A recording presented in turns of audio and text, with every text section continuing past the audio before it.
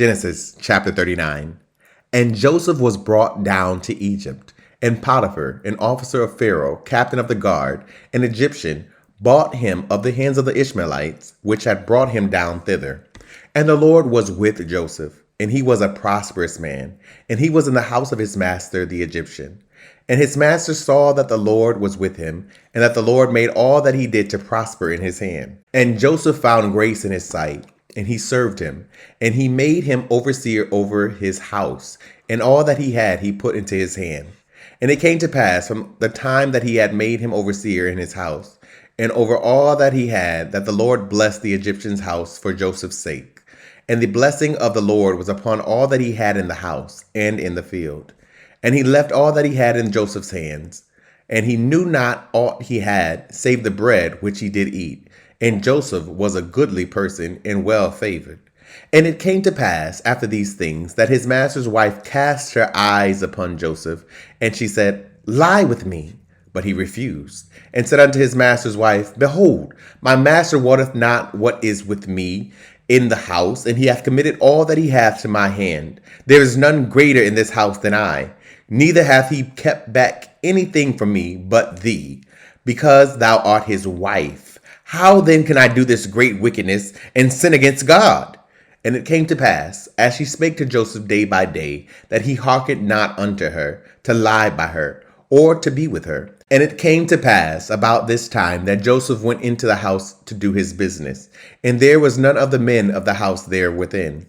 And she caught him by his garment, saying, Lie with me.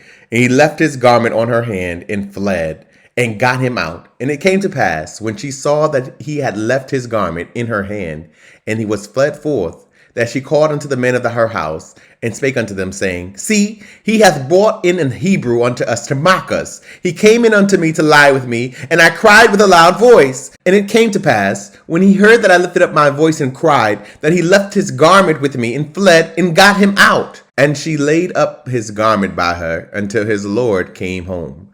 And she spake unto him according to these words, saying, The Hebrew servant which thou hast brought unto us came in unto me to mock me.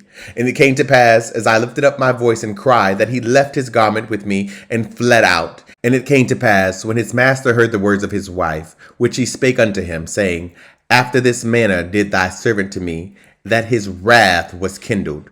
And Joseph's master took him and put him into the prison, a place where the king's prisoners were bound. And he was there in the prison. But the Lord was with Joseph, and showed him mercy, and gave him favor in the sight of the keeper of the prison.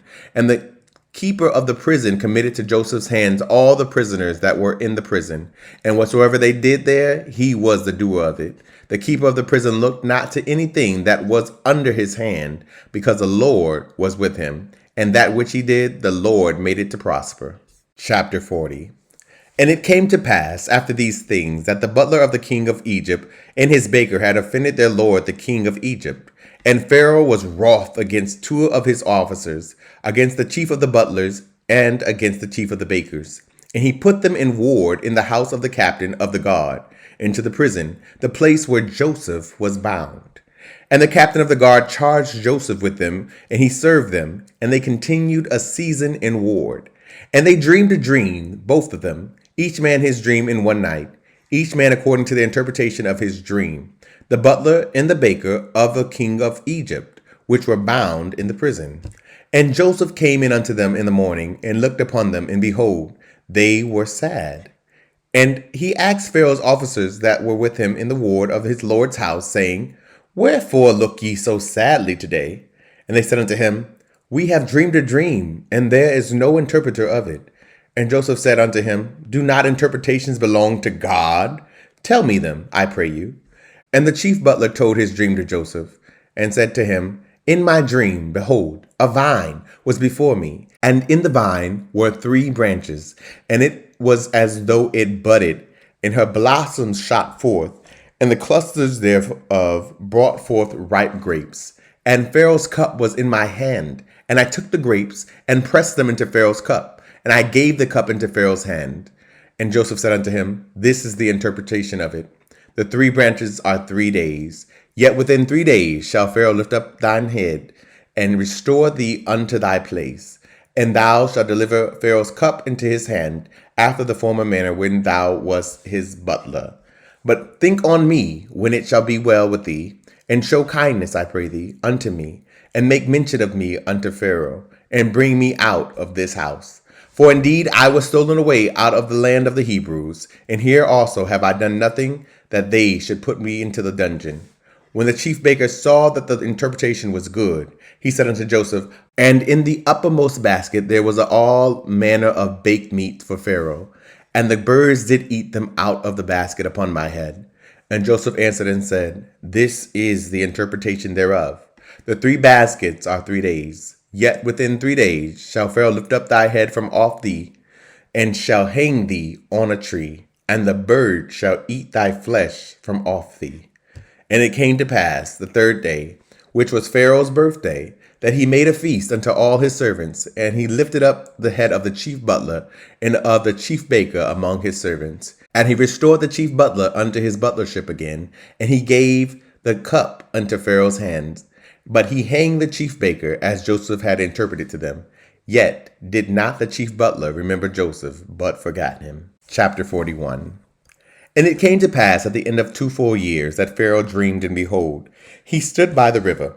And behold, there came up out of the river 7 well-favored keen and fat-fleshed, and they fed in the meadow. And behold, 7 other keen came up after them out of the river, ill-favored and lean-fleshed, and stood by the keen upon the brink of the river.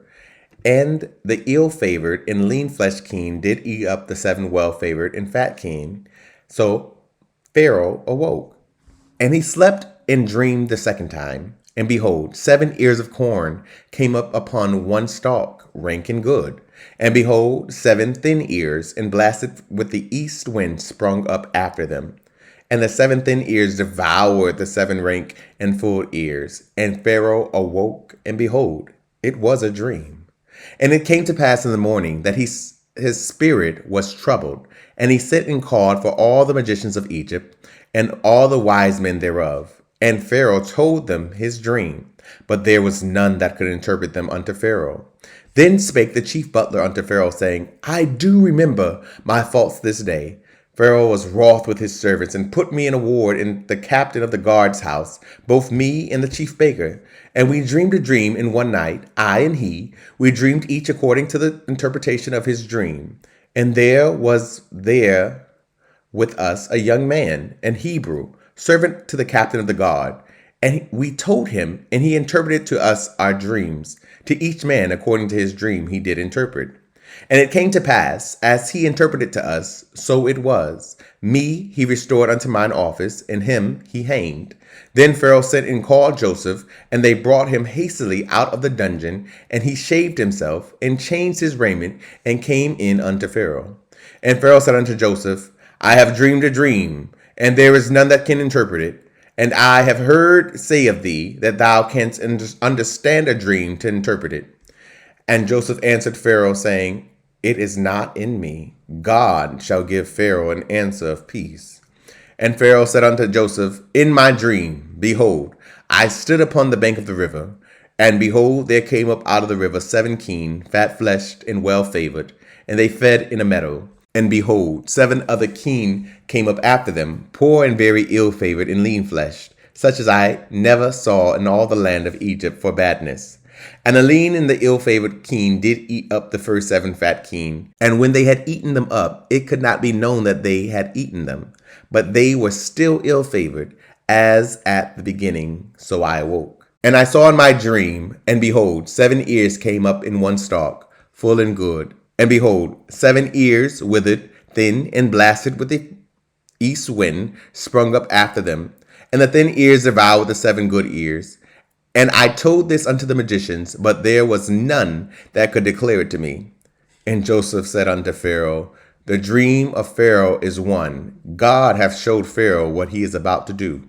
The 7 good keen are 7 years, and the 7 good ears are 7 years. The dream is one. And the 7 thin and ill-favored keen that came up after them are 7 years. And the 7 empty ears blasted with the east wind shall be 7 years of famine. This is a thing which I have spoken unto Pharaoh. What God is about to do, he showeth unto Pharaoh. Behold, there come 7 years of great plenty throughout all the land of Egypt, and there shall arise after them 7 years of famine. And all the plenty shall be forgotten in the land of Egypt, and the famine shall consume the land. And the plenty shall be known in the land by reason of that famine following, for it shall be very grievous. And for that dream was doubled unto Pharaoh twice.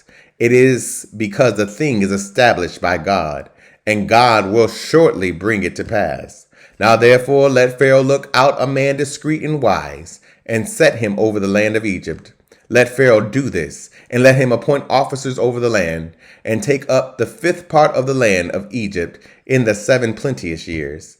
And let them gather all the food of those good years that come, and lay up corn under the hand of Pharaoh, and let them keep good food in the cities. And that food shall be for store to the land against the 7 years of famine, which shall be in the land of Egypt, that the land perish not through the famine. And the thing was good in the eyes of Pharaoh, and in the eyes of all his servants. And Pharaoh said unto his servants, Can we find such a one as this is, a man in whom the Spirit of God is? And Pharaoh said unto Joseph, Forasmuch as God hath showed thee all of this, there is none so discreet and wise as thou art.